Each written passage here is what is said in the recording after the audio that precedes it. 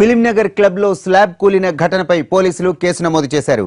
Secretary Rajasekhar Reddy, engineer Sudhakar రావు, contractor కొండారెడ్డిపై case నమోదైంది. ఓవైపు బాధితుల కుటుంబాలు, మరోవైపు జీహెచ్ఎంసీ అధికారులు పోలీసులకు ఫిర్యాదు చేయడంతో కేసులు నమోదయ్యాయి.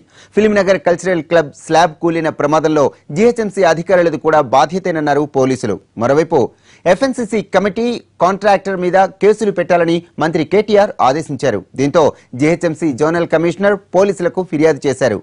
ఇక ప్రమాదంపై క్లబ్ కమిటీ స్పందించింది. మృతుల కుటుంబాలకు 5 లక్షల నష్టపరిహారం ఇస్తామని, అలాగే కుటుంబంలో ఒకరికి ఉద్యోగం ఇస్తామని కమిటీ హామీ ఇచ్చింది. అయితే స్లాబ్ నిర్మాణంలో లోపాలు ఉన్నట్టు గతంలోనే కొందరు సభ్యులు ఇంజనీర్ దృష్టికి తీసుకువెళ్లినట్టు తెలుస్తోంది.